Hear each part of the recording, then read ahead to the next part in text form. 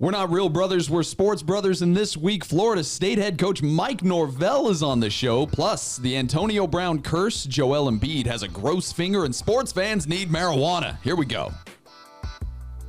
This is Sports Brothers, coming to your ear holes and eye holes from the Parish Healthcare Podcast Studio. Hey everyone, welcome to the first episode of 2020 for Sports Brothers. It is January 8th. This is also our 20th episode, so congratulations to you, Mr. Christian Brewy. Congratulations to you as well. Aw, thanks. All right, and we're going to jump right into this. We got a full show. We got Mike Norvell on the show a little bit later, new Florida State head coach. He's got some great stories about the time that he got cornrows and a few other things, and just the hectic start to taking over the program, and only been on the job for a month. And we got our Sports Brothers, we got Degenerate Brothers, we've got We Need to Talk About This, and right there, let's start. Let's go. All right, State Board of Ohio received a petition to consider if being a Bengals or Browns fan qualifies for medical marijuana use, and I say yes, it does. It definitely, it's a something that's worthy of marijuana, and I say, what about us in Florida? I mean, Dolphins, Jaguars, and Bucs fans have been struggling and suffering just about as bad as the Browns. The Bengals have been in the playoffs. They've had some good years recently. They just can't get past the Steelers. And yeah, they had Andy Dalton. He was good for a while. If you annually have to renew your medical marijuana card, then they could just go, hey, did your team have a winning season or did your team make the playoffs? Because I think if there's a team, and we've said this over and over again on this podcast, Jameis Winston, the Bucs were entertaining, and actually would have been more entertaining on marijuana. I would have just been laughing hysterically at the pick six to end the season against the Falcons. Then also think about just edible shops inside the stadium for teams that don't make the playoffs. You can increase revenue. Also, when the Bucs are playing the best secondary, you know Jameis is going to throw 3 or 4 picks. Do a giveaway, a joint giveaway. All the first 1,000 fans receive a free joint on their way into the stadium. Have you ever seen Jameis Winston on weed? Old half-baked reference there. I don't think they have much of a shot, though. I looked at it. The state medical board received over 100 petitions last year, and for a lot of legitimate medical issues like anxiety, autism, even opioid addiction, and they declined all of them. So I'm not even sure who gets marijuana, medical marijuana in the state of Ohio. They passed it, but they're not giving it to anyone. They're hoarding it all, I guess. Yeah, well, all right. Somebody's going to get it eventually. I think Browns fans should be on the short list. All right. Sports Brothers of the Week. Sports Brothers of the Week. Go ahead. I'll start with Gardner Minshew, who I think if you didn't know he was a quarterback, you might think with his jean shorts and interesting outfits that maybe he's toked up a few times in his life. But he bought an RV and posted on his Instagram that he's going to take a trip across the United States, essentially doing what I've told my wife I want to do when we retire. He's getting to do it in his first offseason of the NFL, and he's encouraging suggestions for things to do anywhere between Jacksonville and Los Angeles. So it looks like he's just going to take I-10 all the way across the country. I've done that trip the opposite way, but I did it in a Nissan Versa with my now wife, and we did it in 3 days. Only cool stop was New Orleans. Yeah, well, New Orleans is a must stop on that trip, but there's several others all over. I mean, I-10 going all the way across is fantastic. And West Texas is pretty awful. Yes. Well, the problem with Texas is you get into Texas and you're 300 miles into Texas and you realize there's still 600 miles to go. Yes. Texas never ends. But you got to drift north at some point. There's so much great country to see up there too, don't you? They're the flyover states for a reason, though. I guess. All right. So my list, though, I wrote down a list of must-see things, and I think that maybe these would intrigue Gardner Minshew with his personality. I think the Florida Capitol building is about as phallic as it gets. It's one tall building with a couple of domed buildings right next to it. Yeah. And I think a picture with Gardner Minshew in front of that, maybe if you could get a drone to get that with you if he wants to wear the jock strap that we know he stretches in. I think that would be an awesome photo moment for his Instagram. I think New Orleans for a couple days, of course, because of New Orleans. But maybe if he could hook up with Coach Orgeron, I would like to see Gardner Minshew and Coach O on an airboat in the bayou. I think that would be good content. And then it's kind of on to Houston, maybe a rodeo or something along those lines. Never been to San Antonio. I'm told it's cool. Riverwalk, maybe do that. Then you get to El Paso.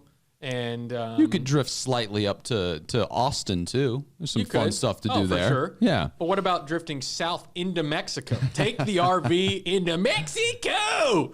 And then there was the only good, odd, I was looking for, the largest ball of yarn somewhere along the way. That apparently is not along I-10, but the Cabazon dinosaurs, it looks like a poor man's dinosaur world, from down in between here in Tampa.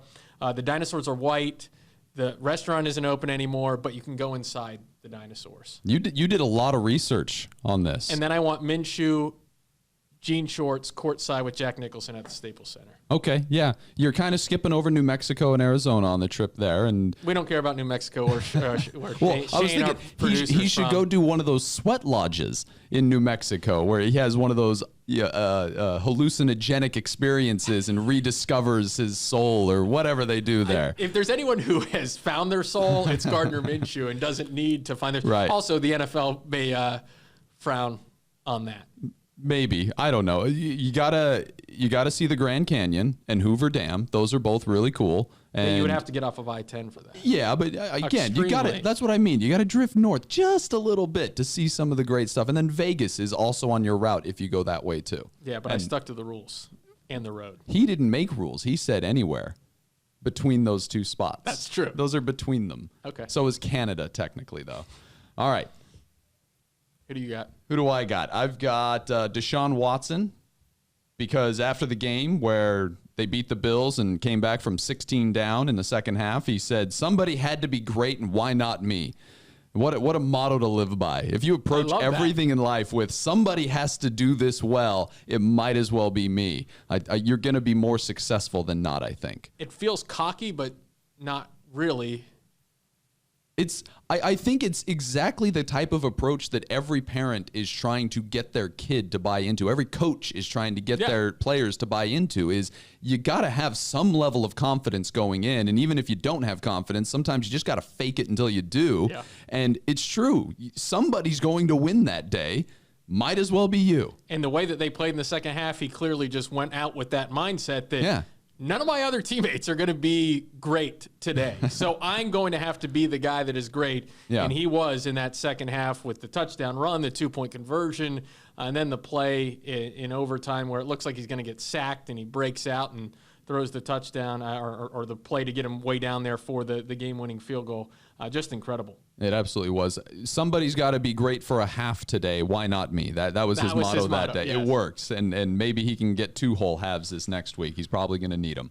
All right, my second sports brother is Joel Embiid's finger, because if you hadn't seen this thing from last night, he dislocated his finger in the first quarter, I believe, of Philly's game last night against the Thunder. And when I say dislocated, it's his ring finger on his left hand, and he tries to pull it back towards his middle finger, and it just sort of springs back the other way in an almost perfect L. And there's no way there's not torn ligaments in that thing. But he went into the locker room, taped it up, comes back out, scores 18 points, 9 rebounds, 8 assists. He had a pretty solid game, and they end a 4-game losing streak, the Sixers do. So that finger, man, that finger's going to do whatever it wants to do. It's going to go where it wants to go, but it doesn't seem to be impeding his progress right now. Yeah, he says he's questionable for Thursday. I guess you just tape it up and see what you can do. He did say that he was not 100%. He couldn't grab the rebounds with that hand and that finger, and it will come down to, ligaments and whatnot. I dislocated my pinky and it went the wrong way. It's still fat and weird looking, but they say that, as long as the ligaments are okay, you're good to go. So. I think one of those injuries that you got a lot when you were in high school but not as an adult is jamming your fingers. Yeah. I don't remember the last time I jammed my finger, but when I used to play pickup basketball all the time and football and everything, you would do that and it hurts so bad. You'd take 2 fingers together and you wouldn't be able to really bend it for a day or two. But even that didn't look. What Embiid was going through last night looked light years more painful than that. I just cringed that sound when someone jammed their finger when it's like it hits the outside of the basketball and it's just that and you're like, he didn't catch that right. It didn't smack against his hand. It made that odd noise that you just know someone's going to be cursing and bending over and trying to yank their finger back out. Yeah. Oh, so painful. I'm glad I've forgotten what that feels like. I'll go with I got a basketball player as well. Markelle Fultz, the Magic point guard, numerous NBA experts, Stephen A. Smith, Scottie Pippen. They all called him a bust after he's been in the league for 3 years now, or going on his third year. Coming to Orlando, perfect for him. He had a career-high 25 points against Brooklyn on Monday, scored 7 straight in the fourth quarter after the Nets had come all the way back, erased an 11-point deficit. And now the question is, can he be the Magic star, or can he be the Magic's closer that they need late in games that I don't feel like over this last 6 years, even when they went to the playoffs last year, who was the guy? Like late, it was Fournier, I felt like most of the time, but then they try and give Vooch the ball. Like, I want the ball. Watching what he's been able to do with what he can do off the dribble, get to the hoop and dunk it or find someone, I think Markelle Fultz is that guy late in games now. No, I think you're right. I think they wanted it to be Aaron Gordon. They thought Vooch could be it. They sort of needed Fournier to be it, but none of those guys really have developed to the point where you think that they can consistently be the guy. Markelle, early returns show me that he's got the skill set. If he develops any kind of consistency where he's getting 25 points and 8 assists a night, then he is the guy. And this franchise, the limit for them is raised dramatically. We did kind of look this up. No comeback player of the year award in the NBA, which surprised me. I thought there was a comeback player of the year. Apparently there hasn't been one since the 1980s.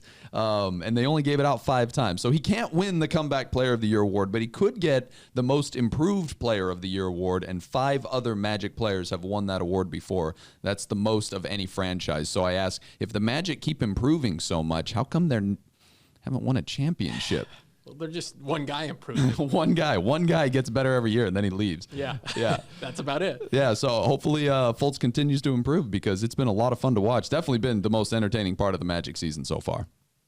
All right, my next sports brother is old-fashioned statistics and the guys who keep them, because the stuff that doesn't look good in advanced analytics but is still good enough to give your team a win. Marshawn Lynch and Ryan Tannehill had those types of games last week. Lynch had 6 carries for 7 yards, barely over a 1 yard per carry average, and a touchdown. But he scored the touchdown. He did. That was the difference in the game. Ryan Tannehill, 8 of 15 for a whopping 72 yards, a record low passing yards in the NFL, broke Blake Bortles' record for a winning quarterback. For a winning playoffs. in a winning quarterback in the playoffs. But he also had a touchdown. So made the difference in his game when it mattered, and they both got playoff wins.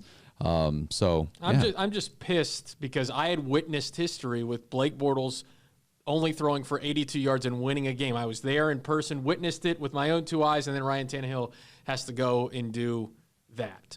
And Ryan Tannehill had been playing great as a quarterback. And you're like, it's not like, oh, it's Ryan Tannehill, that makes sense, 72 yards. He had been playing well down the stretch, but I think this just adds to, the legend of who Ryan Tannehill is for Dolphins fans, was the quarterback that wasn't good enough, but now he's into the second round of the playoffs, and they're looking at, what did we do? Yeah, well, when you got Derrick Henry going for 180 yards, you don't really need to throw for many more than 72. So that definitely helped him out. I do think it's kind of poetic that the only reason the Patriots were playing against Ryan Tannehill was because they lost to the Dolphins.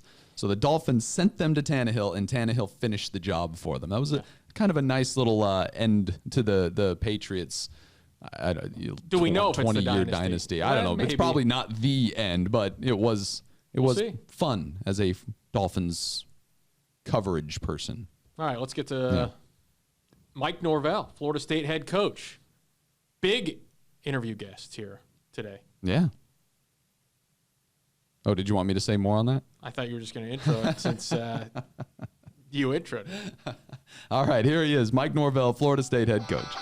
All right, we've got new Florida State head coach Mike Norvell on the podcast now, the second all-time leader in receptions at Central Arkansas University. Coach, how you doing? I'm doing well. How are you guys?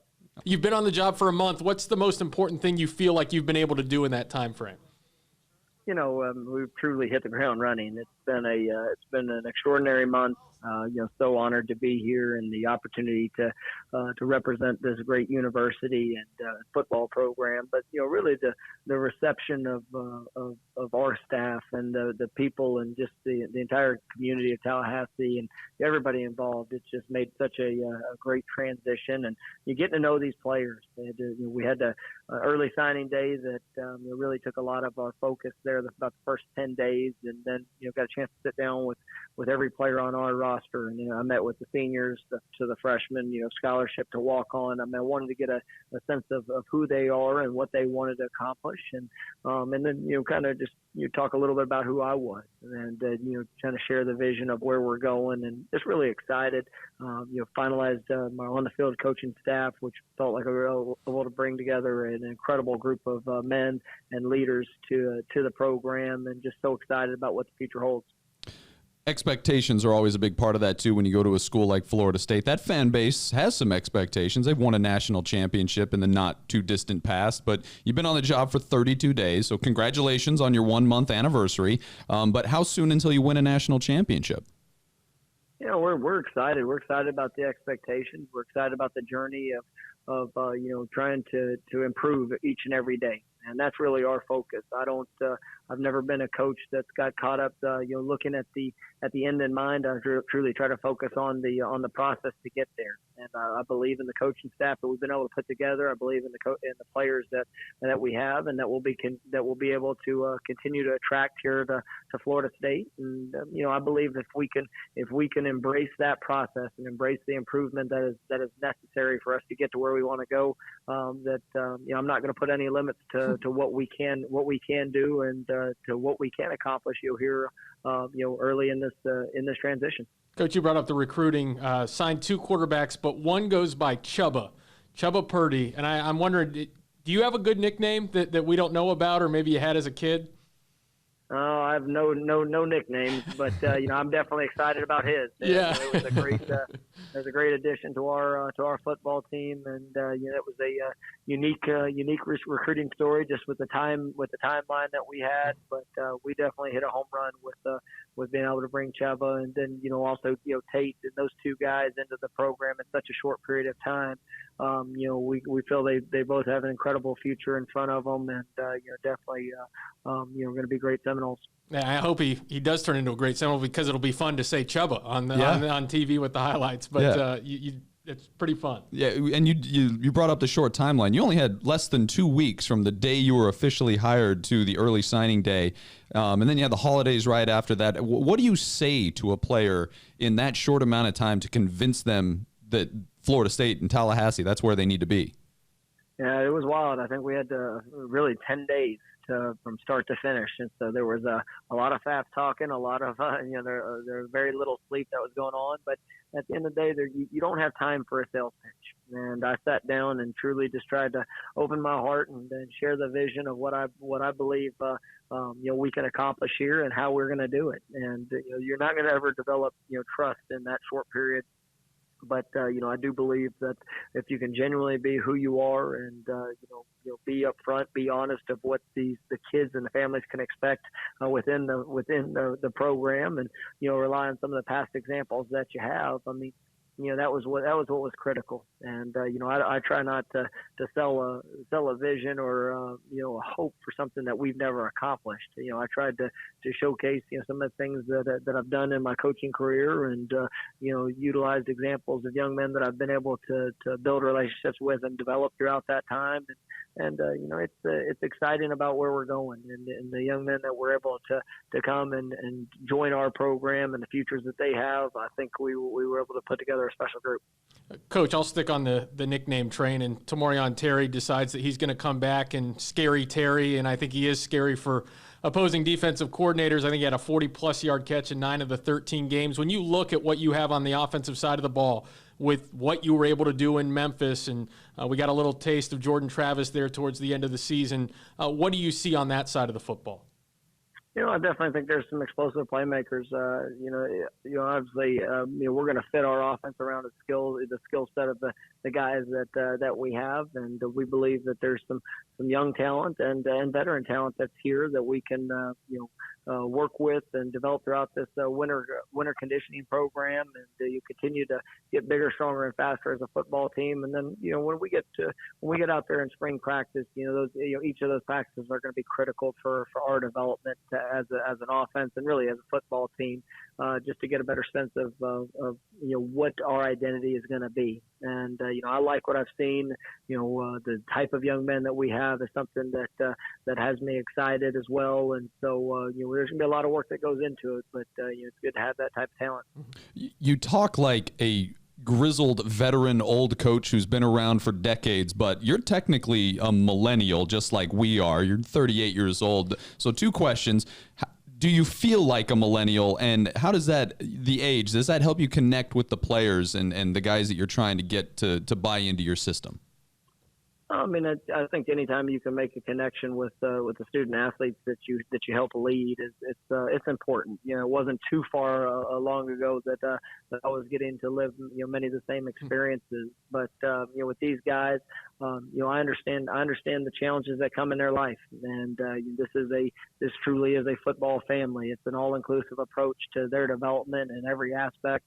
We believe that the only way you can achieve great things on the field is to work and develop great things off the field, and that's something that somebody helped me along my journey to do that, and it's why I coach. It's why I do what I do, and I've been fortunate enough to get some opportunities to lead at a very young age, and I'm definitely humbled for the opportunity that I have here. But you can tell with all the gray hairs that have grown that it's definitely put on. There may be even a couple dog years that are in that time. Coach, the hair that I want to talk about, I know that this picture has been discussed with you before, and I think ESPN put it out during the bowl game, but the cornrows. Joe had a mullet here when he was in grade school. I had some bad haircuts. I think I had the Jordan logo shaved into the back of my head when I was in like 5th grade. Was that the worst haircut you had, or is maybe something worse back there? Well, I mean, you guys are talking about it as a negative. I mean, you loved it? Okay. And I thought it was good. It was funny. I actually talked to the team about it even since I've been here. Just it was a great story that went behind it, and it was a lot of fun to do at the time. But I tell guys, you never know when social media is going to jump up and get you.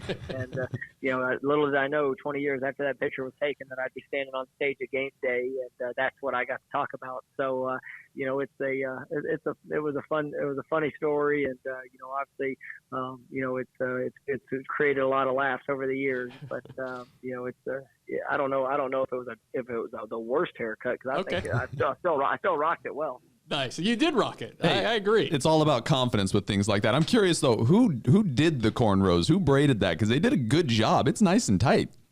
Well, I was actually working it was a intercity youth camp, and it was the last week before we started up and for our 2-a-days, and this group of I was coaching this group of it was a mix, young boys and girls, and he told me I had long hair at the time. They said that, Coach, if we win our events in this last day competition, we want to braid your hair. And when I looked at them, I didn't think much of them athletically, and I guess that was the inspiration they needed, because they dominated every event for that day. And I left that camp with cornrows, and went back and made the decision to keep them for our media day. So I guess that was the inspiration they needed. So you had flowing locks before that? No, there was nothing flowing. It was basically the curliest afro you've ever seen. Oh, wow, nice. All right, so you spent 4 years in Memphis. What was your favorite barbecue place there? I mean, that's you talk about being a grizzled vet and how to answer a question. You go to Memphis, you never answer that question. Every place has their own specialty, and there's some great food there, and obviously leaving, you never know what to expect. But when I got here to Tallahassee and we got the honey fried chicken, I knew I was home sweet home. So it's been a great transition for me when it comes to the food category. Coach, with us in Orlando, do we want to create some headlines, and can we get a home and home with UCF? It's funny. I've been asked that question, and I'm sure there'll be some great conversations with David Coburn and myself about future scheduling, but we haven't got to future scheduling just yet. You're a dad, and we're both dads with some young kids. When you became a father, did that change your perspective at all on coaching and how you connect with players? I mean, it's just it's incredible, and that experience is unlike anything that I've ever been through in my life, and just the importance of every decision and what you do and how you represent that family. You help and build your child to put them in the best position to be successful. And Mila and my wife Maria, they come by the office every single day, and to maximize the moment of helping her grow and develop, and just the appreciation of what I get to do and who I get to do it with. But it's something that my kids on this team get to see, and it's just important for my family as a whole. Just those relationships and how we all live together. It is a balance, and it's tough enough when you're not on the road all the time. I imagine that's a different challenge when you have the schedule and the traveling that a coach does, especially a college coach. Well, I mean, then that's part of the reason why Mila and Maria come up every day, because I want them to know who I do it for and who we're helping to impact. And and there's plenty of nights that I won't be able to see Mila go to bed at night, but when she knows who we're trying to help impact, it makes it it doesn't always make it right for her, but it makes it worth it in the long run, because we are a part of something special. When Florida State did their coaching kind of tour, they stopped at Topgolf this past year. How's your golf game? Will we be able to see a Mike Norvell golf swing? Well, I think, you'll definitely see the swing, but I would classify my golf game as dangerous. You just don't stand to the right or the left. Awesome. All right, Coach, I'll let you out on just one more question. I want to talk to you for a while, but I know you're busy. You said something that I think resonated during your press conference, and you kind of hit on it earlier in this interview, that you said you're not asking for the players' trust. You're just looking for an opportunity to show that you're trustworthy. Where does that approach come from? Where did you learn that approach?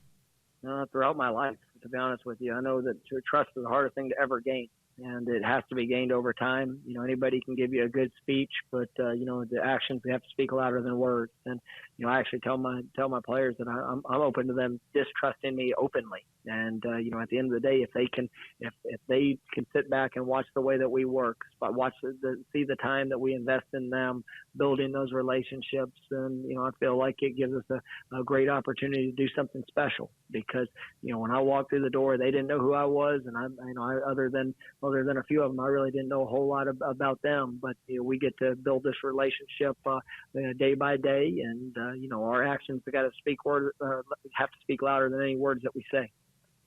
All right, Mike Norvell, head coach at Florida State University. I almost said the University of Florida State. I should know better. I've been here long enough. Coach, we appreciate your time and wish you luck from two millennials to another.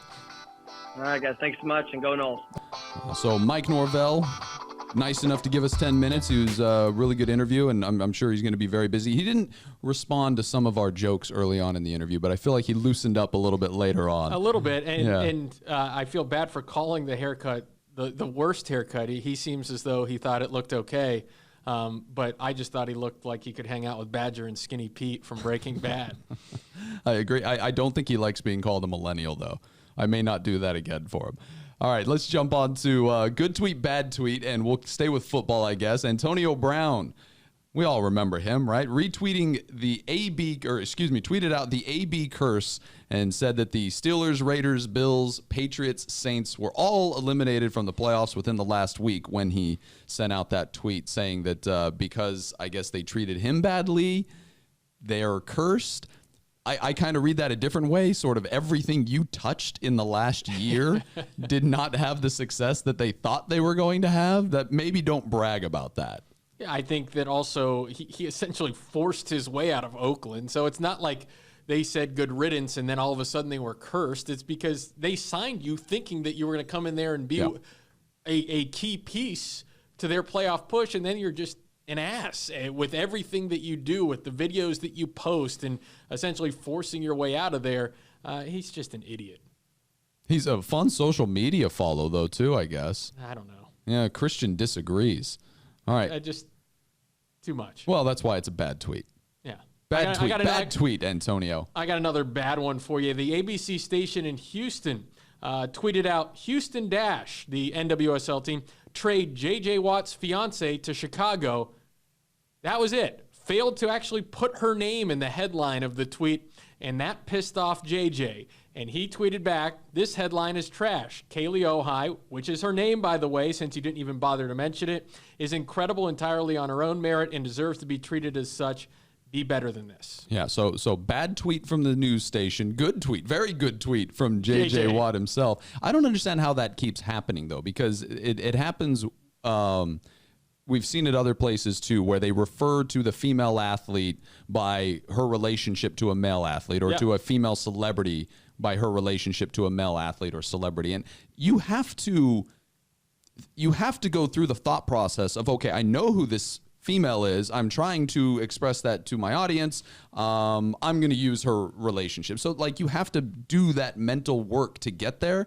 So you know what you're doing. You're doing it intentionally. Yeah. How do you not also realize that it's incredibly misogynistic?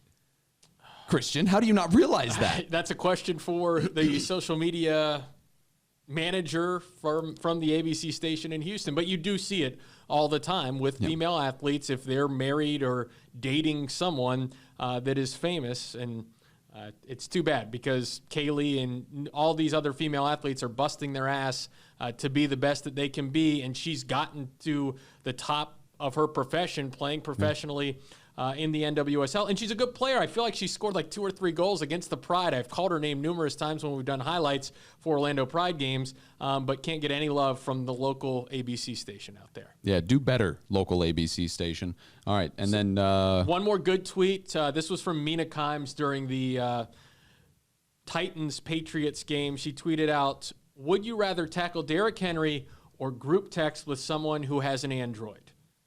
I don't know if everyone's been there. I've been there. We have a group of former kind of college buddies. We all went to the University of Florida. One guy had an Android, and it started like every time he would respond, it would start a new text thread. And it's like, come on, David, get an iPhone and fix this. Or every time, like, he puts a ha-ha on it, you know, like that new thing where you can just put ha-ha or funny face or whatever. Yeah. It sends a whole text with that text attached. And it's like, that's not necessary, Android. Come on. It's not that hard. Come on, people. Figure it out. Or just get out of the text thread. You're done. Yeah, you're not allowed in. You had your chance. You're not allowed in. We'll bring you into the Facebook group, okay? But that's it. You're no longer in the text thread. All right, let's get into Degenerate Brothers. Joe continues to have a 4-game lead on me as we approach the Super Bowl. I'm running out of time to close the gap. Both of us went 3-2 I'm as surprised as you are. This week, I'm going to do the national championship game, which is on Monday, and then the 4 NFL games that are coming up this weekend. So do you want to start the NFL games and then get to the national championship game since that's last, or how do you want to do it? Yeah, let's just knock out the NFL games, and then we'll talk about the college game. I'll go first here. I'm gonna take the 49ers over the Vikings. It's a big line, -10, but I think that they can cover that one. Ravens also over the Titans, but I think Kansas City, I think the Texans are actually going to stick with them a little bit more. That line is also -10, so yeah, give me the Texans there, and then I'll take the Seahawks as well because I think they're going to beat the Packers. I don't think they're. Those were the exact same picks that I have, and I won't be making up any ground apparently this week. Go ahead with your Clemson LSU pick. Let's see if we all have the exact same 5, or I'll just change a couple. I'm going to take Clemson. That's exactly what I had. Oh, man, see? That's why we're so good at this and are hovering around 500. Okay, all right. Give me your picks, and then I'll change one of mine on the fly here, just to give you a chance. You gave me yours, and I'm gonna change a couple that I was teetering back and forth on. I'm still gonna take Clemson +6. I'll take the Vikings +10. I still want Baltimore just because Tennessee's defense gave up 440 yards to Patrick Mahomes, and I feel like Lamar Jackson could do something similar. I'll take the Chiefs -10. And I'll only be able to make 2 on you. I still want Seattle +4 just because I feel decent on that one. All right. There's still time. You'll or have. I'm just gonna. Those will be the 2 I miss, and you go 5-0, and it's go possible. 2-3. I don't know. Those lines are so big, though. I mean, we're talking 10-point spreads. 10-point spreads in the second round of the playoffs. When last week every game was 7 points or closer. Yeah, and every team I think scored 20 or less in regulation. Right. So those 10-point spreads, unless someone's shutting someone out, the those look pretty good if you're on the opposite side, if you're taking the underdog. Yeah, not a bad deal. All right, let's move on and do the dad jokes, and then we'll get out of here. What happened to Napoleon when he was struck by a cannonball? What? He was Napoleon blown apart. I like that one. All right, what did the police officer say to his belly button? What? You're under a vest. Jeez. Those are awful. All right. Thanks for listening, everybody. Thanks again to Mike Norvell for coming on the show. And 20 episodes in. I feel pretty good about it. Yeah.